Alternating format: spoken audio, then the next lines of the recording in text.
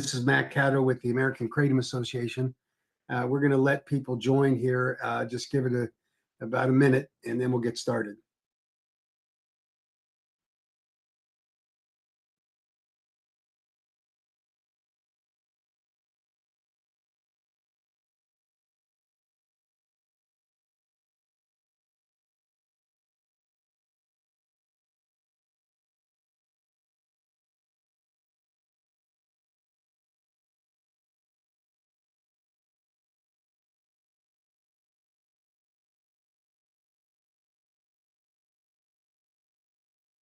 Great. So I see people are adding in here. We are recording this, and so we'll have it available for people as they, if you want to circulate it, because this is a very important issue that we have in Louisiana, where there is a very serious threat for a ban. The committee chairman of Senate Judiciary Sub C, Senator Morris, is driving this train hard in order to ban kratom. This, of course, is not the first time we've seen this kind of attempt. There has not been a state ban on kratom since 2017, when the Department of Health in Rhode Island yielded to the request of the FDA to ban kratom and schedule it as a Schedule I substance. And they were the last of 6 states that did so when the FDA started its crusade in order to ban kratom. There hasn't been a single state since then that has done that. And there's a reason why, which we're going to get into in just a moment. There have been attempts. The most recent one we saw in Mississippi and in Texas, where there were bans recommended. And even in Texas, where you had a very adamant position by Senator Perry, even he yielded to the science and said that he would retreat to a regulatory position, although that regulatory position is one that is extremely problematic.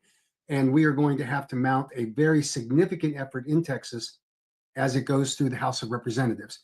But we'll have a separate webinar on that issue when it's timely, in order to rally people to attend the hearing in Texas to resist the obviously deliberate attempt to constructively ban kratom in the state of Texas. But here in Louisiana, this is serious because of the legislative power that is held by this particular chairman of the Judiciary Subcommittee, and he's driving this train hard. And when you look at the basis for it, I think that he is, the only ground he has is to attempt this very emotional plea that kratom is somehow injuring people or killing people. And in fact, the senator encouraged members of the Kratom Danger Awareness Group to rally as many people who could to attend the hearing on Tuesday. This is a serious threat to what's happening in the state of Louisiana, and we have got to make sure that we rally as many people who can be in attendance on Tuesday morning at 10:30 a.m. in the Judiciary Sub C committee, chaired by Senator Morris, who is the sponsor of the ban bill. It is critical that the other committee members hear loud and clear that there are people that are safely consuming kratom products, that this attempt to ban it is not grounded in any science, and in fact, it has significant threats to the safety of Louisiana kratom consumers if it were to be enacted. To the first point, we know that kratom is not an appropriate candidate for scheduling because both mitragynine and 7-hydroxymitragynine do not meet the 8-factor criteria that for scheduling under the Louisiana Controlled Substances Act. I can say that because the Louisiana Controlled Substances Act matches word for word what the federal standard is under the Controlled Substances Act. And we know that the FDA has been unsuccessful in convincing the arbiters, both in terms of the Assistant Secretary for Health at HHS and the Drug Enforcement Administration, who evaluate the recommendation made by the Food and Drug Administration. On 2 occasions, the FDA's recommendation has been withdrawn, the most recent of which was Dr. Brett Chouat, the Assistant Secretary for Health during the Trump first administration, who withdrew it with a scathing rebuttal letter on the FDA, calling it embarrassingly poor evidence and data. That is critically important because if the legislature wants to override the Controlled Substances Act criteria for scheduling, which Senator Morris is attempting to do, they have no scientific basis for doing so. They will try to draw upon these claims of serious adverse events or fatalities. But today, and this is an important second argument, the FDA, the US Department of Health and Human Services, NIDA, all agree that kratom should be regulated, and they've included in that recommendation assessments for adulterated products and polydrug use that are attributable to the serious adverse events and deaths. They specifically say that kratom deaths are rare, and when they do occur, it's attributable to these underlying health conditions, polydrug use, and adulterated products. We know that the emerging threat to the consumers is from these synthetically derived kratom products called 7-hydroxymetrogenine, or 7, and there are some other weird chemical combinations of other alkaloids that have been introduced into the marketplace, all of which are designed to increase the potency, strength, and the effect that these synthetic products have, deceiving consumers into thinking that they're actually consuming a kratom product. It's important that these legislators, when they hear testimonies of families who claim that their loved ones have died of kratom, that there is no basis for that to be a conclusion that they can support, other than medical examiners and coroners take the bait from the FDA and say, oh, it's a metrogenine death because metrogenine is present in the tox screen. It does not mean that, in fact, it was kratom that caused the death. And importantly, in the case of these synthetically derived kratom compounds, those compounds do not last in the bloodstream long enough for a coroner or a medical examiner to actually identify them. And so you may have metrogenine that has a longer testing ability that's picked up, but the actual cause of the death would have been one of these synthetic kratom products that are being marketed in the marketplace. We will have two scientists who will represent us at the hearing, Dr. Kirsten Smith from Johns Hopkins University and Dr. Jack Henningfield from Pinney Associates and Johns Hopkins University. Dr. Chris McCurdy has already testified in the first hearing, and so his testimony, of course, is consistent with what I have just told you with respect to the weaknesses of the case that's being made by Senator Morris and his colleagues that are supporting a ban on kratom. And finally, an important argument is that by banning kratom, they will unfairly criminalize more than 325,000 kratom consumers in Louisiana, and it is clear that they will force those consumers to far more dangerous substances and actually create a black market of dangerously adulterated and synthesized kratom products.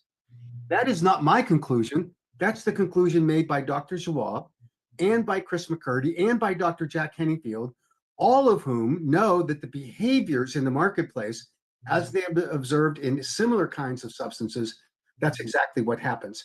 And so, to the extent that these legislators, however well-intentioned they may be, and assuming that they are, they're not going to accomplish the objective that they're seeking, because the evidence is absolutely clear that the science doesn't support it.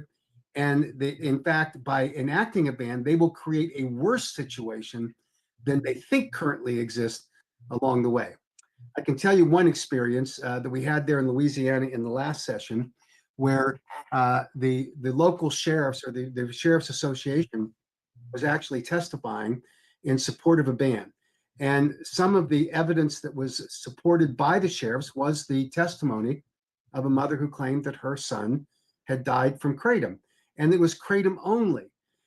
She would not produce the autopsy when we had requested it.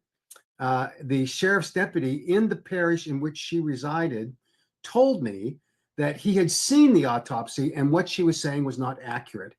Now, it is obvious that there is a movement in the community where trial attorneys are trying to exploit the fact that there are kratom-related deaths as reported by medical examiners and coroners, and that, of course, gives them the ticket to file lawsuits.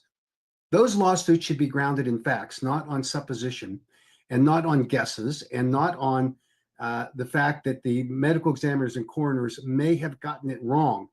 We have ample data in evaluations of autopsies that have been reported by medical examiners and coroners to be kratom only, and yet when they have been examined carefully, including all 46 of the deaths that were reported by the Tampa Bay Times in their hit piece called Deadly Dose, we replicated the methodology that they claimed to have used, and we obtained all of the autopsy reports, and we found that but for a couple where it is undetermined what the cause of death is, largely we suspect because of the synthetic kratom products that are now flooding the marketplace, all of them had other causes unrelated to kratom, and they certainly could not have drawn the conclusion, as the Tampa Bay Times tried to assert, that these were kratom-associated deaths.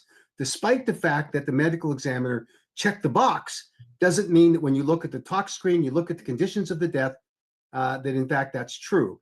And so I think that that's an important point that we're going to want to make. But there's a sense here in the kratom community that I have observed over the past couple of years that when these bans come up, somebody says, hey, somebody else is going to be down there testifying, they can handle it. We've had success.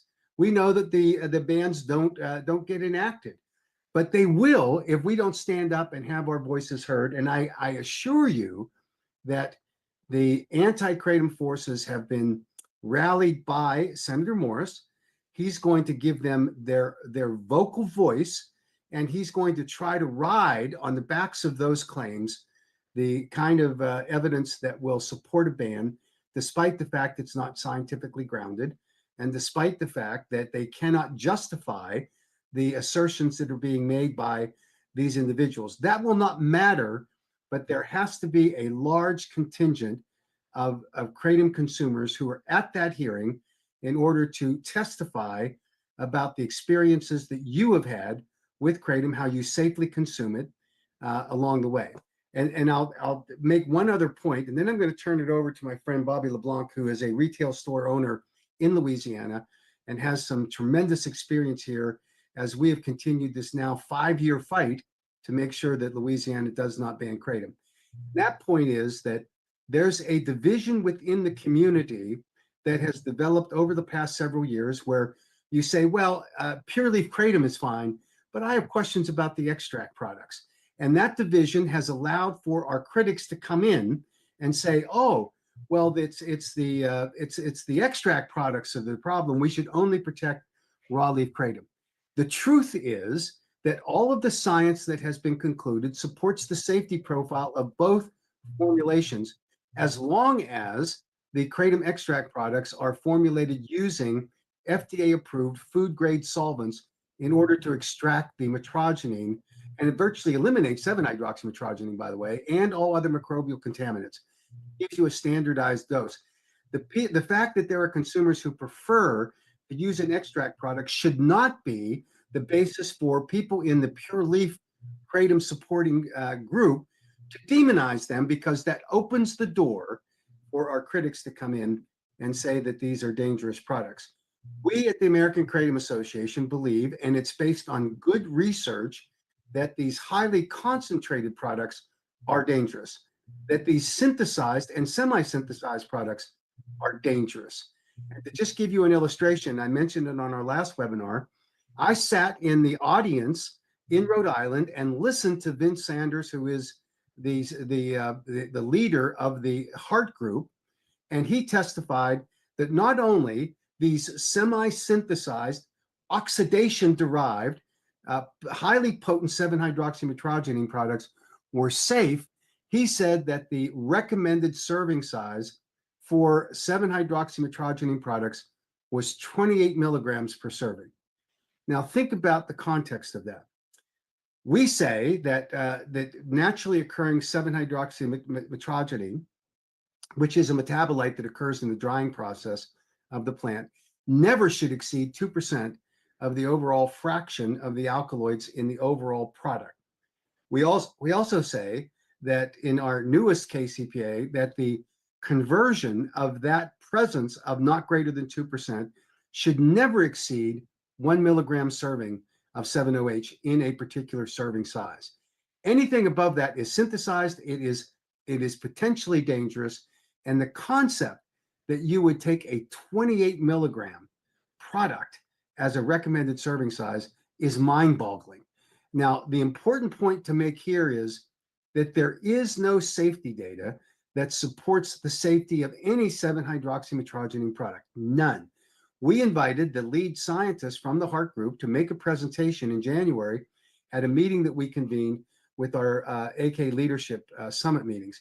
And that particular scientist acknowledged on the record that they had not completed any scientific research, which, by the way, is a requirement under federal law prior to market entry to have a reasonable basis for safety under the conditions of use. He admitted they had none. They were working on it. They looked and were optimistic that they could create that safety database based on the conditions of use, which is currently unknown, by 2026. That is not the prescription for being on the market with a safe product. And they admitted it. Now they're retreating and they're trying to say, oh, we're relying upon the 2021 8-factor analysis that was conducted by Dr. Jack Henningfield, where he said that metrogenine and 7-hydroxymetrogenine were safe. Well, the first 7-OH product entered the marketplace in 2023.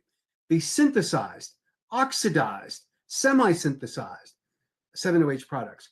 They weren't even on the market when Dr. Henningfield did his 8-factor analysis reevaluation from the 2016 original one that was done, where he concluded that in its natural form and naturally occurring 7-hydroxymetrogenine were not a safety concern. So you can see how our opponents are manipulating the data and how important it is that we are there on Tuesday morning, 10:30, in order to actually go through and defend Kratom at that hearing. So I'm going to now turn it over to Bobby LeBlanc, who can give you his perspective and describe how important he thinks it is that we have a large presence there at the hearing on Tuesday morning. Bobby. All right, Mac. I'm assuming you can see me now, huh? We got the video. Yes. Okay. It's fine. Yeah. So look, I want to first tell everybody out there, listen, I've been in this business a very long time, 15 years plus. I was part of the Kratom community before even anybody knew what Kratom was. It was amazing because a lot of the Kratom was coming from certain people that were doing the synthetic game back in the day. And it was kind of interesting because Kratom kind of got put in the mix. And for a while there, Kratom came out and everybody kind of laughed about it, joked about it. It wasn't no big thing. And Mac had mentioned, we 5 years into Louisiana fighting this Kratom, but actually it's a little longer than that because Mac would tell you, when We the People came out and 143,000 people came out and had an outcry, that was almost 7 years ago?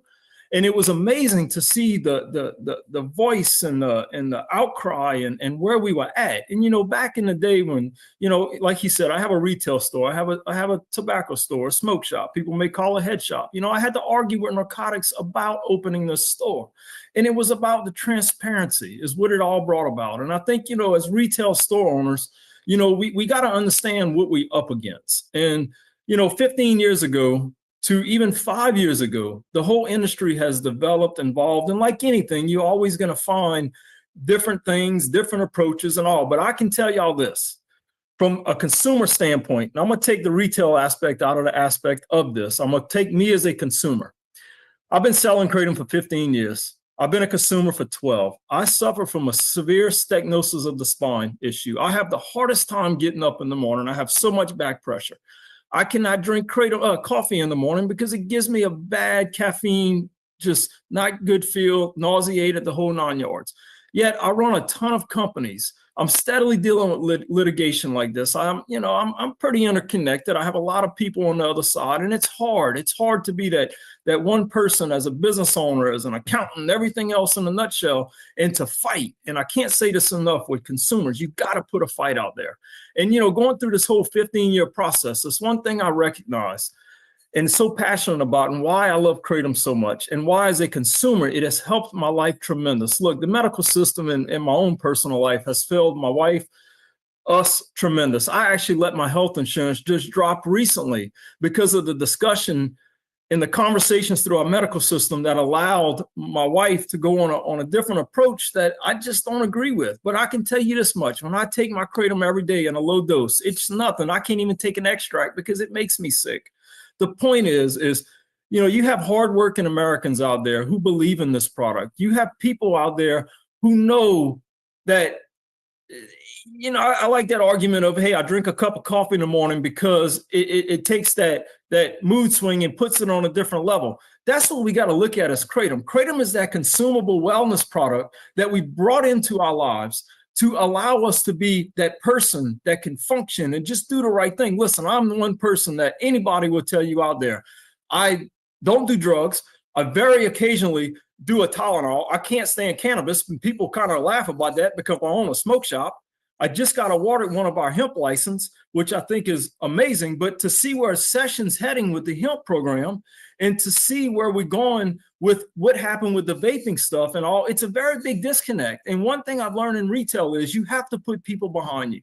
And I can tell y'all this right now as a consumer, whether if you believe in the AKA, we got the GKC, the Global Kratom Coalition Group that's coming into the mix, all of this stuff. The point is listen, these guys bring in the facts and the science, and these webinars are there for a valuable tool. I'm not going to get in here and get into the science of it. I'm not going to get in here and to get all of that other stuff going. What I'm going to tell y'all on a consumer side, it's a product that has become a lifesaver to many of people, and including myself. And God forbid, if they want to go over here and schedule 14 grams of kratom in your possession and hit me with a $500 fine or over 14 grams and a $2,000 fine with some imprisonment, well, hey, I'm close to a lot of people. Here I am, come get me. Because the point is, as a consumer, I should have the right to choose to wellness. And that's what I'm going to advocate for everybody in Louisiana. Step up for your rights, your rights to wellness, your rights to what's going on. We've become a society of these people who are very uneducated in our political arena that don't understand where we're at. We're going to ban, and what's going to happen? Like Max said, it's going to the drug dealer. Going to the black market. We're entertaining the drug dealers out there, the border states, and the internet all too well. Well, look, everybody has their own ordeal. Everybody has what they feel they need to do. But what I will tell you, the AKA has done a powerhouse in the last 5 years. Hell, 2 years ago, we would have had kratom banned. And Matt can tell you, we set up some good parameters. We had 2 scheduled bills that was going to put it in a very serious situation. And we tried to bring in protection. And what happened? It fell through. But the voice of the people means a difference. Just like I'm telling my vets right now. My vets don't realize how much important it is right now to share your testimonial, not just for kratom, for everything. What's killing us in Louisiana right now, and consumers will see that, we're getting smoked with this insurance mess. We're getting smoked with sales taxes. We 10.5% here in sales taxes. It's amazing to see what we're doing on a political landscape. Yet we got 17 bills from what I can see on the House floor, from vapor bills to hemp bills to kratom bills to the psychedelic bills. All of this is going to affect the consumers at the end of the day. But we all would agree as a consumer, we should have the right to choose. And that's what I'm going to advocate all of my consumers here is, listen, step up. A simple voice goes a long way. Whether if you're good, whether you for it or not, the bottom line is your voice can make a difference. What's going on in Texas? What's going on here in Louisiana? A lot of that's to do with uneducation of our political landscape. I have a senator who I have had a lot of good conversations with, and he told me, Bobby, it's hard to vote on something or look at something when we're not educated on it. Well, that's why I welcome my senators, our representatives, and all to come here. And that's what I'm going to say on a retail standpoint. 15 years I've been dealing with this. And throughout this 15 years, I never thought I'd be on a computer right now having to argue over a product that is a right to wellness to consumers. And it breaks my heart to know that we have people out there. Look, I get it. Senator Morris has a certain understanding he feels of why this needs to be banned. But we need to talk about the facts, like Max said, and we need to listen to people like myself who's been in here for a long time that listens to the outcry. I was in one of my stores yesterday and I had somebody tell me, I don't know what I'm going to do. I don't know what I'm going to do. Like, this is going to devastate my life. All I want to do is be able to function and go to work and just be happy with life. And this has changed. Look, we get it. They have people out there who are addicts. that's having a hard time, and I pray for them, I feel for them, and I honestly want to be there for them in every which way to help them. But I can tell you right now, Kratom in an unadulterated format, in the format that we're looking to keep it, like Max said, within a 2% of 7-hydroxy. We don't want 7-OH going because it's going to ban it all. But we have what's called alkaloids in Kratom, and we have what's called cannabinoids in hemp products or cannabis. The bottom line is we have to advocate on the consumer side. You know, I talked about my wife's medical journey. I talked about our medical journey. Listen, every doctor that we have seen, have talked to, have been told they need to be more open-minded. And I think that's where we're at, especially in the state of Louisiana. You know, we announced a couple of weeks ago, we had a lot of millions of dollars shortfall, but yet all we just done, or all we trying to do is entertain people to go across state line, including my own self. It's sad when I have to sit here and say, I'm gonna have to go to Mississippi. I was with a very key person, I'm not gonna mention who this person is, a week before we got hit by that massive snowstorm. I walked in his office and I told him straight up, I guess y'all gonna have to take me to jail because it feels like this is the direction we're heading. I can tell y'all right now, and I promise you, if Kratom gets banned, I will have a lot of people behind me because we all gonna go down, and we're gonna go down with a voice and a fight because Kratom is saving lives, and that's the facts. And Mac can go back and tell you this over and over again through all the facts and everything out there. These deaths, we feel for these families, we feel for the people, but there's a lot more to that story that's not being unfolded. And for people to come out and claim Kratom as gas station heroin, I have an issue with that. Very big issue. I've never done heroin in my life. I've never seen it other than in a movie or on a pamphlet or something else. But I can tell you one thing, I'm not a heroin addict. I'm a consumer that believes in Kratom. So with that said, I'm gonna finish up with this on the side of the consumers. Let's not make this what's called the death to Louisiana. Let's make this a voice to be heard. Let's make this something that's special because I can tell y'all right now, if we lose Kratom, we better get ready for everything that's coming because we got what's called proprietary blends. We have these hemp products. Look what we're doing with our hemp products, a 20% excise. Look what we're doing about our vapor products, 33% excise. All of that does is push people to go to the internet, push people to go across state lines. People want easy access, especially our vets. And we need to step up and realize what our vets have done and how much our vets are relying on Kratom. And that's our voice. And every legislator out there needs to listen to our vets because that's our people that we need to be listening to. So I'm going to turn it over to this about our politics real quick. And I'm going to say like this. Look, Senator Morris, if you're listening, and I hope you are, I get it. I understand, but this is wrong to the people of Louisiana. I think you need to, be open-minded and listen to Representative Boyer's bill, the House bill that we're trying to push through to help protect Kratom. Look, we understand that it doesn't need to go around this whole entire crazy, let's regulate, let's do that. We think we need to listen to MAC and the AK and these other entities and allow them to help bring in the right, approach to this. I go back to the supplement market. One thing that I've learned with MAC is about how the supplement market became the self-regulating market. And I think we need to go that route. Do I believe strongly that they have stores out there, that they have people out there that will solicit to a minor or people out there that will do the wrong thing? But it's amazing how this last hearing that got put down was talking about pregnant women. The point is our narrative needs to be better understood than let's just go attack something. So look, this is a punch in the face to the people of Louisiana. And I think that punch in the face needs to be real. It can't be real with the ban on Kratom. So I'm going to strongly advise our politics to not show weakness like we have been doing in the state. We've seen the failness that's gone down with vapor. We've seen the failing approach that is becoming with hemp. Now we're going to cause Kratom to cause an issue that's going to cause furthermore. And then we got all these other products across the board. Again, listen to experts like me. And I will say I'm an expert in the retail/wholesale side of it. The science side, I leave that to people like Mac. The other side, I leave that to people like Mac. But the point is, the synthetic days are back in full swing. We need to understand them because the war on drugs has become a lot worse. And we need to get a bad handle on this because this is just scratching the surface on what's to come. So again, people of Louisiana, politics, consumers, advocates, look, whether if you're in this for the good or bad, what I'm going to tell you is follow the facts. Follow what's going on and listen to the people.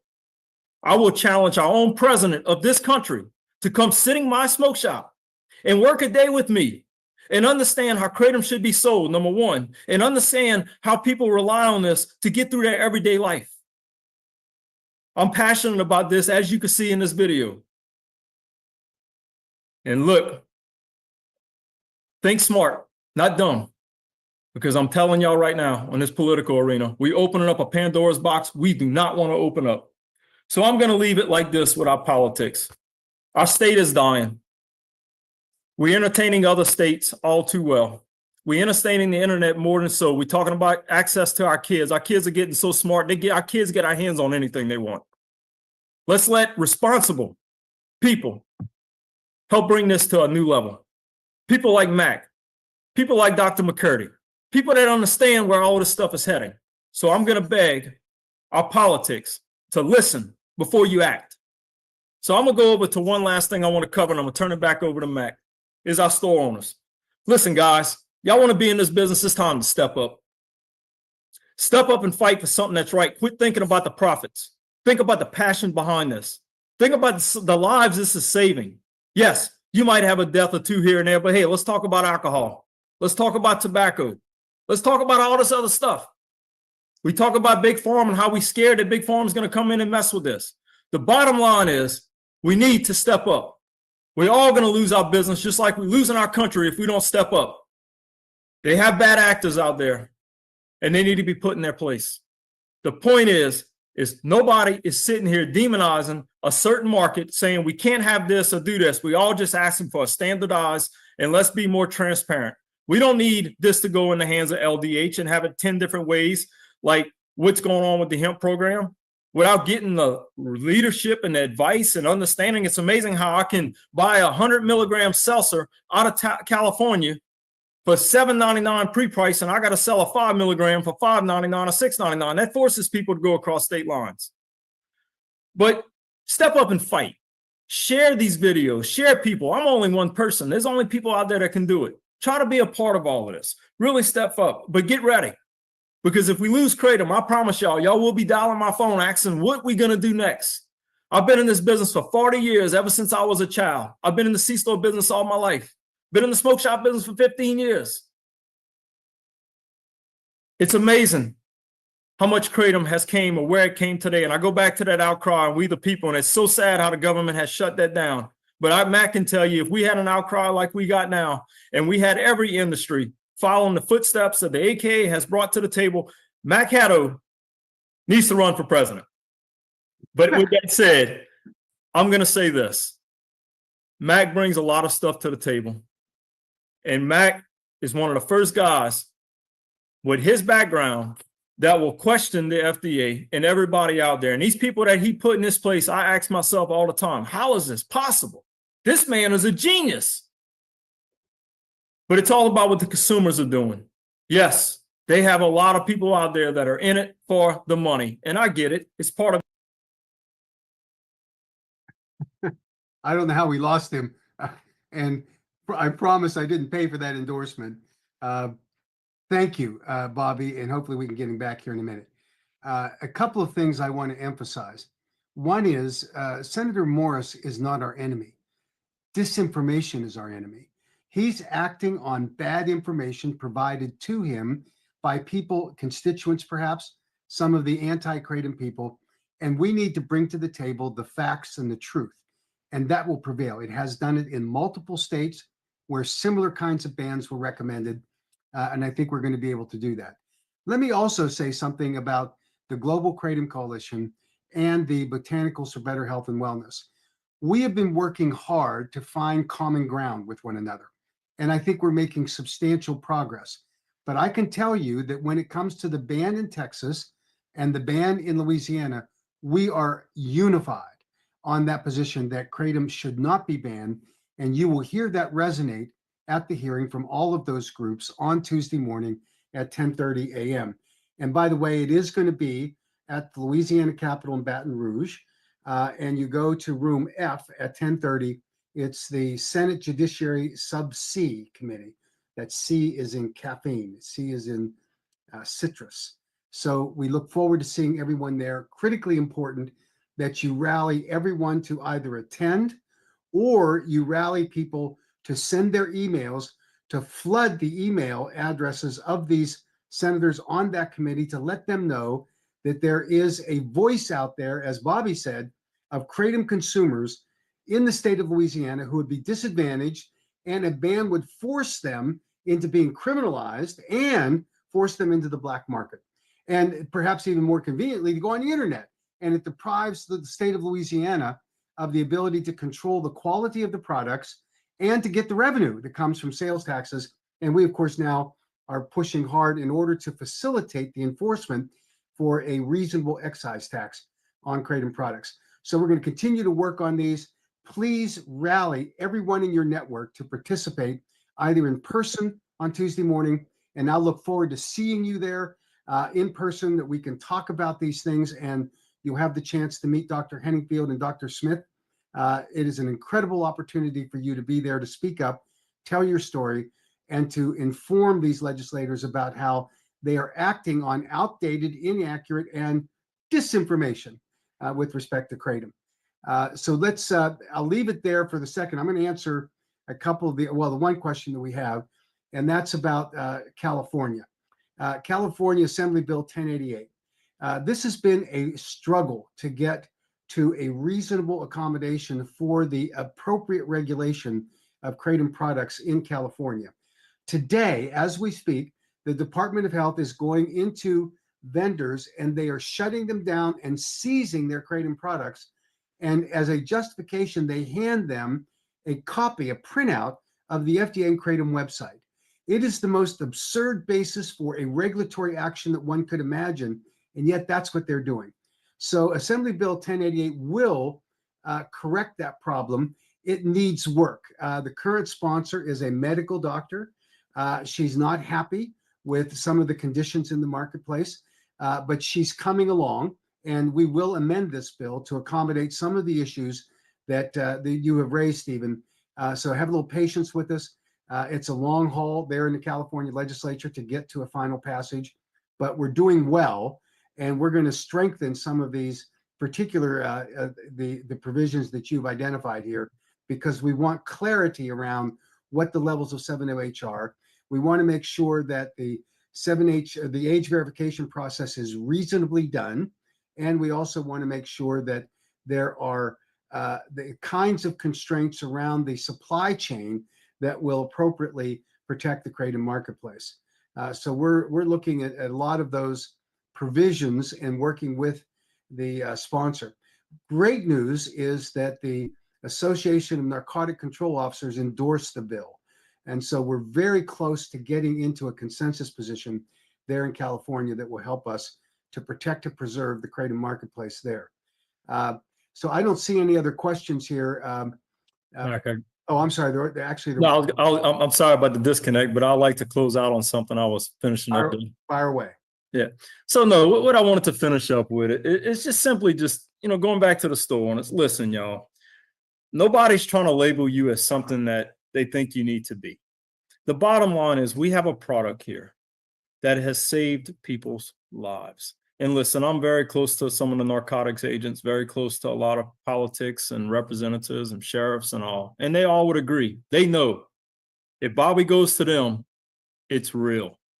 And that's what I'm going to tell y'all. Listen, I know there's a lot of backlash out there of people who think this is something that it could be different, but it's not that. It's genuine. And I go back to Mac and what they have done over all these years. I wish every product from a bottle of Coca-Cola had the backbone like we had with Kratom, but the people want this because they know it saves their life. So all I'm going to ask everybody in the state of Louisiana is please, please, please, I'm here. I love to answer any questions or do anything I can to help legislators, consumers. I'm here. But it just breaks my heart to know that we in a position that's being dictated by too much uneducation. So I don't know how more to say this other than step up, fight for your rights. And like I said, please stay into these webinars because they're very helpful tools, even if you're not a Kratom consumer, because you'll imaginally really kind of get a grasp on what goes on around. Like Max said with California, it's crazy how these agencies can just walk in and do whatever they want to do. But let's fight. And thank you again, Mac. Thank you for your team. Y'all been amazing, great. And I look forward to Tuesday of putting up a fight. There you go. Thank you, Bobby. Yeah. So the question about how you get the phone numbers and the emails for the committee, they should have been in the link that was sent along with this webinar invitation. Mark, do you want to tell us where people can go to order to sign into the system to allow them to send the emails? Mark's part of our support team here that runs the advocacy network. You're on mute, Mark. Okay, he might have stepped away. So what I'll do is make sure that this information is resent to you in the morning, and we will have it up on the protectkratom.org website. So you can go there and you can click on the link that will give you the access to the committee members with their phone numbers and their email addresses. We'll provide that support and information for you. Misty asked, what about the state of Colorado? The state of Colorado has about a week left in their legislative session. The AKA has vigorously opposed the current version of the KCPA, which it shouldn't be called that in our opinion. But we have been working diligently with the Global Kratom Coalition and the Botanicals for Better Health and Wellness. And we have found an agreement on language that if it can be properly amended, that we would support. So you can look for some information over the next 2 days that will determine whether or not the sponsors of the bill are willing to accept the agreed upon language that the GKC and the Botanicals Better Health and Wellness and the AKA have agreed on, which we think is a good framework for regulation to supplement the existing KCPA. We'll see how that plays out, and just watch your emails, Misty, for that information. And I've got to tell you, I'm more optimistic than I have ever been about being able to come to a resolution with some of the conflicts with the Global Kratom Coalition on the regulatory framework that we have had conflicts on. The AKA recently completed a model Kratom Consumer Protection Act evaluation for 2026, and we are now seeking the endorsements not only of the leading kratom manufacturers in the United States who are willing to accept this reasonable kratom framework for regulations, but also working with these other advocacy groups. And I think we're very close to agreeing upon the same regulatory framework, which will be a magnificent step forward and reduce the confusion in state legislatures between competing groups fighting with one another, which I think has caused some real problems in the last year. We now have 15 states that have passed the Kratom Consumer Protection Act. I believe that we'll get at least 3 more, maybe 4, before the end of the legislative sessions. I'm hoping Louisiana will be one that will flip from the ban into acceptance of the regulatory framework in the Kratom Consumer Protection Act, which we're working on now. So let's hope that that works out. I have always said, and this is something that I learned from the first day on August the 30th, when I was called by the American Kratom Association and asked to come on as a lobbyist to help them to fight the proposed ban by the FDA. And I told the AK, as I've told many of you many times, that I told them it was a fool's errand. There was no way you could not, after a Federal Register notice had been published, ever get the DEA to rescind that recommendation. But it was because of the outcry, and Bobby referenced it early, 146,000 people signed the We the People White House petition website saying not to ban kratom. You had 51 members of Congress, 26 Republicans and 25 Democrats. You had 13 members of the United States Senate, all in a 3-week time frame, by the way, because that scheduling recommendation was under the emergency power section, no comment period. 30 days later, it was the law. And for 2 years, kratom would have been provisionally banned, and then they would go for the full 8-factor evaluation and permanent ban 2 years later. The DEA, in an unprecedented action, because they heard the message from kratom consumers. none of those members of Congress would have signed that letter. Senator Sanders and Senator Hatch wouldn't have advocated with their fellow colleagues in a nonpartisan way to say don't ban kratom, but for the voices of people that stood up and fought. And we need that in Louisiana today. We need the same passion, the same fervor, and the same voices standing up and saying this is a mistake, and that you will put all of the people in Louisiana that are currently kratom consumers at a significant disadvantage, at a greater threat for the safety of the products that they're able to access, all because of a short-sighted look at what is so-called a kratom ban. We need your help. We need you to stand up, to be there either by email or in person. And I'm telling you, in person is critically important if you can do it, at 10:30 at the State Capitol building in Baton Rouge in Room F. And let's let our voices be heard. Thanks to everyone for joining us tonight. Widely circulate this message and this particular video that we have at the webinar to everyone in your network so that they could hear this along the way. And this video will be up very quickly on protectkratom.org along the way. If we don't have email or phone numbers for them, send the email. You could probably call the state capitol and get their phone numbers. We'll do the best to try to provide those to you. But again, thanks to everyone for joining us. Bobby, thank you for your passion, for your advocacy, and support along the way. Yeah, and Mac, look, I got one other thing that I know people are a little concerned about and confused about. Can you just kind of enlighten a little bit about this protection bill that's on the floor right now? Because people kind of, from what I'm gathering, they feeling like we're going to have kratom banned tomorrow. And then with that said, oh, it's not going to be banned tomorrow. We have time. But the critical element behind this protection bill is time, from what we gathered and from what happened, how it went to committee so fast.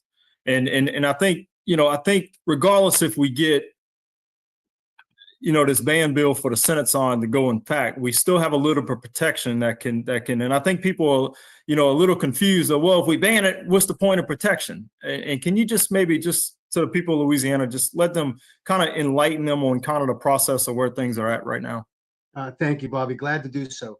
There are two competing bills in the legislature. You have a ban bill, and then you have the Kratom Consumer Protection Act. We obviously support the KCPA. We think regulation, responsible regulation, we're willing to amend that in order to get a responsible regulatory scheme in place, because we know that the science doesn't justify a ban, that the public policy doesn't, and you don't base public policy on just the kinds of emotional tugs that people are just upset and they want to blame kratom for something that the science doesn't support. So that's why we need your voice. So in the end of the day, the legislature can't pass competing bills. We want them to pass the KCPA. We want them to defeat the ban. And then the governor, if they did something like that, would have to choose. And the choice would be a veto one or the other, because you can't have two obviously conflicting bills sitting there if they were to be passed, although it is highly unlikely that the legislature would allow that to happen. So we want the prevailing bill to be the Kratom Consumer Protection Act. We know that there'll be amendments to it. We're working hard on finding that consensus. As I referenced earlier, that we found in Colorado. I think we're there, and we'll be able to promote that. And then we'll see what the legislature wants, if they want to add additional regulations that, if we can tolerate them, we're glad to do so. So Bobby, thank you for pointing that out. And ask everyone once again, rally the troops, get on your networks, get on the phone, get on emails, and tell everyone they need to raise their voices for this hearing on Thursday morning. Thanks, everyone. Thanks again, Bobby, for the great support that you've offered to us. Always here. Thank y'all. Thank you. On Tuesday. Thank you.